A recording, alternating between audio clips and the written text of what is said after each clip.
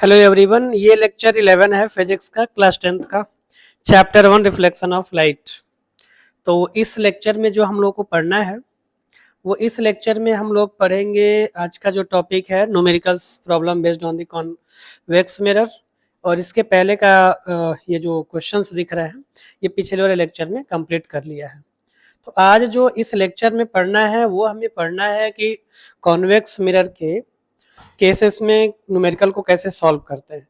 तो जो concave mirror में फॉर्मूला पढ़ा था 1/f is equal to 1/u plus 1/v, वही सेम फॉर्मूला यहाँ भी है और ये सेम फॉर्मूला यही है यहाँ पे कि 1/v plus 1/u is equal to 1/f। तो इसको हम ऐसे भी लिख सकते हैं, ये हो जाएगा 1/f is equal to 1/u plus 1/v। ये दोनों फॉर्मूला सेम है। अब यहाँ पे ये जो v दिख रहा है वो इमेज डिस्टेंस है, u हो गया ऑब्जेक्ट डिस्टेंस, f हो गया फोकल लेंथ। तो इसका इमेज बनेगा कैसे? तो इमेज इसका कुछ इस तरह से बनेगा। ये कॉन्वेक्स मिरर है, यहाँ पे पहले एक तरफ पॉलिश करेंगे, पॉलिश करने के बाद से इसमें प्रिंसिपल एक्सिस बनाएंगे। ये हो गया पोल, यहाँ पे हो गया सेंटर और ये हो गया, ये फोकस कह दिया। अब यहाँ पे ऑब्जेक्ट किधर होगा?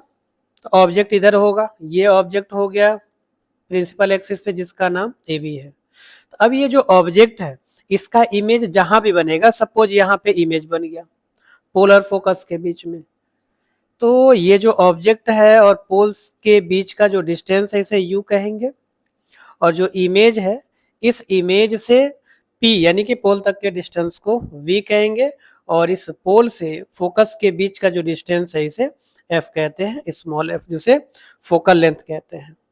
तो ये जो पोल के लेफ्ट साइड में है ये हमेशा नेगेटिव होगा, क्योंकि ऑब्जेक्ट डिस्टेंस अभी अगर क्वाड्रेंट बनाते हैं तो ये हो गया एक्स एक्सिस, ये हो गया X dash axis, Y axis और वाई डैश। तो यहाँ जब भी हम राइट साइड में आते हैं तो राइट साइड में प्लस लेते हैं, फिर इधर लेफ्ट साइड में नेगेटिव, तो ओरिजिन के लेफ्ट साइड में नेगेटिव हो गया। सिमिलरली उसी प्रकार ये जो पोल है, पोल के लेफ्ट में ऑब्जेक्ट होगा और ऑब्जेक्ट हमेशा नेगेटिव आएगा। और अब ये जो पोल है, पोल के जो राइट में जब भी लेंगे तो वो पॉजिटिव लेंगे, और उसी तरह से इस पोल के ऊपर यानी कि जो ऑब्जेक्ट का लेंथ होगा वो पॉजिटिव होगा, और इमेज अगर रियल बनेगा तो उस केस में नेगेटिव। तो कॉन्वेक्स मिरर के केस में इमेज रियल बनता नहीं है, वर्चुअल ही बनेगा, यानी कि प्रिंसिपल एक्सिस के ऊपर ही बनेगा, इस तरह से जैसा कि इस वाले केस में बना हुआ है। तो कॉन्वेक्स मिरर के केस में जो नेचर है, ऑब्जेक्ट नेचर है किसका, इमेज का, वो वर्चुअल होगा, और वर्चुअल है इसका मतलब इरेक्ट ही होगा। ठीक है, तो आई थिंक जो साइन कन्वेंशन है वो समझ में आ गया होगा। मतलब जो ऑब्जेक्ट डिस्टेंस है, ऑब्जेक्ट डिस्टेंस यू क्या होगा, निगेटिव होगा, हमेशा नेगेटिव होगा, और इसी केस में v और f ये दोनों भी हमेशा प्लस में होंगे। क्यों प्लस में होंगे? क्योंकि ये जो फोकस है उसके किस साइड में है, राइट साइड में है, राइट साइड में पॉजिटिव होता है। तो कॉन्वेक्स मिरर के केस में हमें ये याद रखना है कि ऑब्जेक्ट डिस्टेंस नेगेटिव होगा, इमेज डिस्टेंस पॉजिटिव होगा, और फोकल लेंथ भी पॉजिटिव होगा। ठीक है ना, ये इन बातों का ध्यान रखना है। ठीक है, होप यहाँ तक क्लियर हो गया होगा। अब आगे बढ़ते हैं यहाँ पे। अच्छा, मैग्निफिकेशन की बात कर लेते हैं। यहाँ पे कॉन्वेक्स मिरर में मैग्निफिकेशन का फॉर्मूला भी वही होगा जो कि कॉनकेव मिरर में लिया हुआ था। तो मैग्निफिकेशन h2/h1 और यहाँ पे -v/u। अगर दोनों को मिलाएंगे, अगर दोनों को मिलाते हैं तो ये क्या बनेगा, magnification m is equal to magnification यहाँ पे m is equal to h2/h1 हो गया, इज इक्वल टू -v/u हो गया।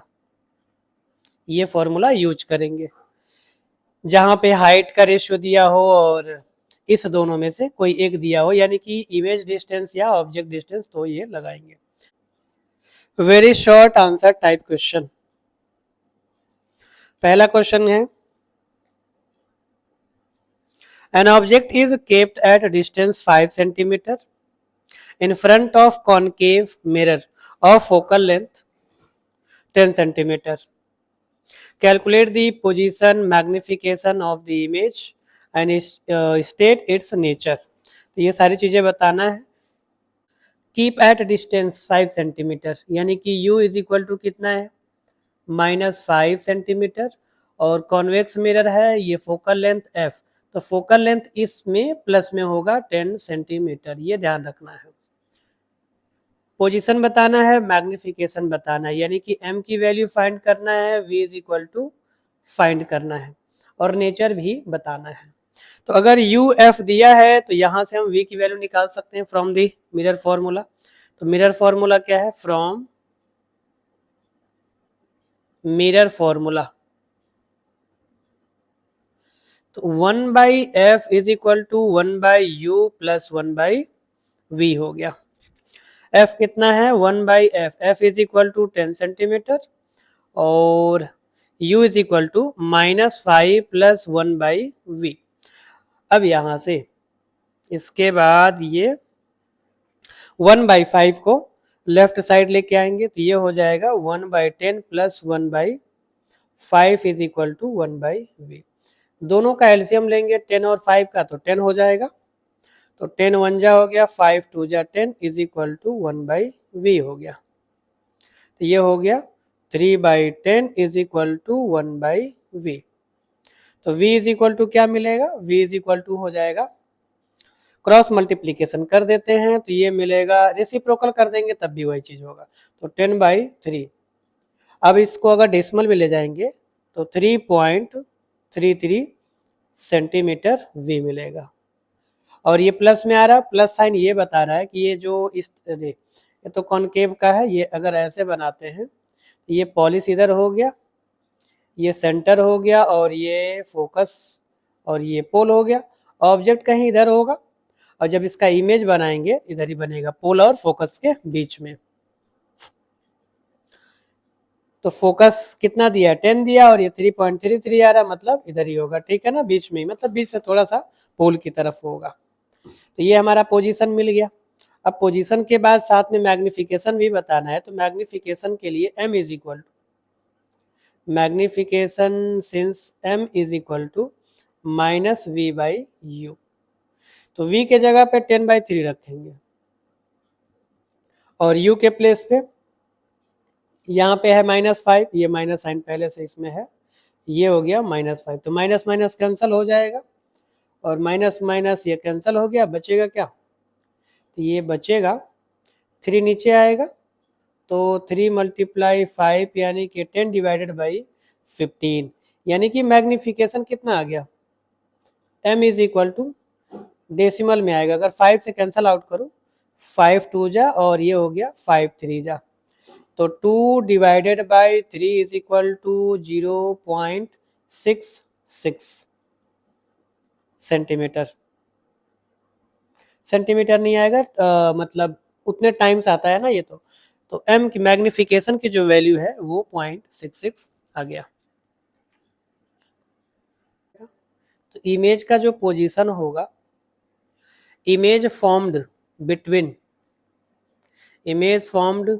Between pole and focus, position हो गया।